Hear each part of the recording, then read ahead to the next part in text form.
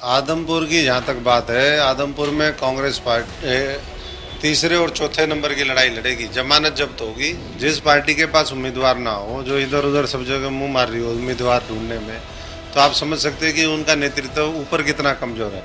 कल हल्ला बोल रैली दिल्ली के अंदर उन्होंने करी रामलीला मैदान में। पहली बार हरियाणा की जो भागीदारी है, आज तक की सबसे कम भागीदारी रही। एक आदमपुर मंडी के अंदर जनसभा को संबोधित करेंगे, बड़ी रैली होगी और इस हरियाणा का एक एक व्यक्ति उस सोच के साथ जुड़े, वो हम सब लोगों का मिलकर के प्रयास है। आम आदमी पार्टी से डॉक्टर अशोक तंवर हरियाणा के दौरे पे, जो आदमपुर में 2 दिन का कार्यक्रम रखा गया है। दिल्ली के मुख्यमंत्री अरविंद केजरीवाल और पंजाब के जो मुख्यमंत्री भगवंत मान भी जो आएंगे, तो आज अशोक तंवर जी हमारे साथ हैं, इनसे बातचीत करेंगे।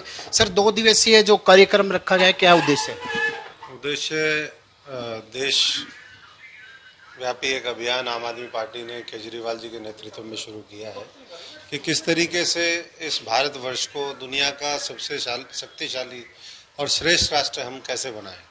यहाँ के जो 130 करोड़ लोग हैं, उनकी जो क्षमता है, जो अवसर उनको नहीं मिलता, एक प्लेटफॉर्म नहीं मिलता कि वो अपनी जो शक्ति है, सामर्थ्य है, उनका जिस तरीके से काम करने का जज्बा, जुनून है, तो इसको एक प्लेटफॉर्म इस मुहिम के माध्यम से मेक इंडिया नंबर 1, ये एक मिशन, एक कैंपेन के तौर पे शुरू किया है केजरीवाल जी ने। और पहले राज्य के तौर पर उन्होंने हरियाणा चुना है, इस हिसार की धरती को चुना है, जहाँ पर वो पले बड़े, पढ़ाई करी, यहाँ से निकल करके IIT में पहुँचे और फिर एक जन आंदोलन खड़ा करके आम आदमी पार्टी की स्थापना करी।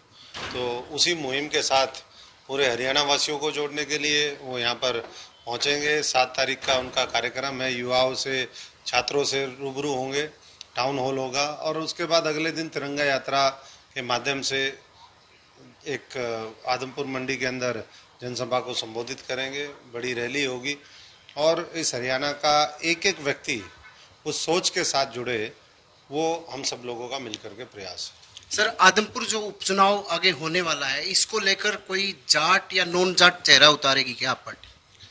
देखिए, हरियाणा वासी उतरेगा, आदमपुर का स्थानीय व्यक्ति होगा। ये जो जाति की राजनीति है, ये दूसरी पार्टियां करती हैं, ना तो ये आम आदमी इस तरह की राजनीति करती। हम तो जो बुनियादी मुद्दे हैं, जो आज तक देश में जिनके नाम पर राजनीति होती रही, वोट मांगते रहे, उन मुद्दों के समाधान की राजनीति करते हैं। अच्छी शिक्षा हो, अच्छे रोजगार मिले, अस्पतालों में बेहतर सुविधाएं हों, कानून व्यवस्था हो। यहाँ पर तो बहुत बुरा हाल है, कानून व्यवस्था बिल्कुल ख़त्म है।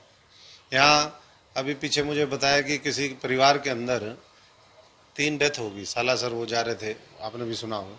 उसी परिवार के अंदर 4 बार लगातार चोरी होती रही, 4 दिन तक लगातार मोबाइल चोरी हो गए, हुक्के चोरी हो गए। आप समझ सकते हैं कि किस तरीके के वो।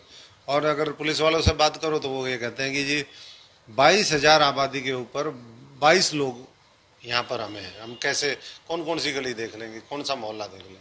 तो कानून व्यवस्था ध्वस्त हो चुकी है, लोगों का विश्वास नहीं रहा है पॉलिटिकल लीडरशिप के ऊपर, और इसीलिए ये आज हालात उत्पन्न हुए हैं। विपक्ष अपनी भूमिका निभा नहीं पा रहा है। तो ऐसे में एकमात्र जो रोशनी की किरण है, वो अरविंद केजरीवाल जी और आम आदमी पार्टी के रूप में लोग देख रहे हैं। हर वर्ग, किसान, मजदूर, नौजवान, गरीब, व्यापारी, कर्मचारी, वो सब लोगों की भावनाओं के अनुसार आम आदमी पार्टी काम कर रही है। सर, भूपेंद्र हुड्डा ये कहते हैं जो आदमपुर है, जो कांग्रेस का था और कांग्रेस का आगे रहेगा, क्या कहेंगे? आदमपुर की जहाँ तक बात है, आदमपुर में कांग्रेस पार्टी तीसरे और चौथे नंबर की लड़ाई लड़ेगी। जमानत जब्त होगी और जिसके बहम है वो खुद भी चुनाव लड़ सकता है और आकर के देख सकता है। उनके पास तो उम्मीदवार ही नहीं है। जिस पार्टी के पास उम्मीदवार ना हो, जो इधर उधर सब जगह मुंह मार रही हो उम्मीदवार ढूंढने में, तो आप समझ सकते हैं कि उनका नेतृत्व ऊपर कितना कमजोर है। कल हल्ला बोल रैली दिल्ली के अंदर उन्होंने करी रामलीला मैदान में। पहली बार हरियाणा की जो भागीदारी है, आज तक की सबसे कम भागीदारी रही है। पहले दिल्ली की कांग्रेस की रैलियों को कामयाब करने का श्रेय हरियाणा को जाता था, लेकिन अब कहते हैं कि कल 8,000 लोग भी नहीं पहुंचे, तो राजस्थान ने उनकी इज्जत बचाई है, नहीं तो वो रैली भी फ्लॉप करवा देते। एक गद्दारों का गिरोह वो अंदर सक्रिय है, जो कांग्रेस को अंदर से ही कमजोर करने में लगा हो, जो बीजेपी के इशारे पे काम कर रहा है, और इसीलिए आज कांग्रेस की ये दुर्गति होगी। तो इसलिए मैं तो जनता से कहूँगा, आह्वान करूँगा कि कांग्रेसी और जो दूसरे लोग हैं, भाजपा के लोग हैं, वो तो एक दूसरे के ऊपर हल्ला बोल रहे हैं, लेकिन जनता को इनके ऊपर हल्ला बोलना पड़ेगा। और जब तक जनता इनके ऊपर हल्ला नहीं बोलेगी तब तक ये देश हमारा ना बचेगा ना ये आगे बढ़ेगा। तो इसलिए अब समय आ गया है कि वो एक नया विकल्प चुने, इस देश में नया विपक्ष चुने और आने वाले समय में 2014 के लिए पूरी मजबूती से तैयारी करें।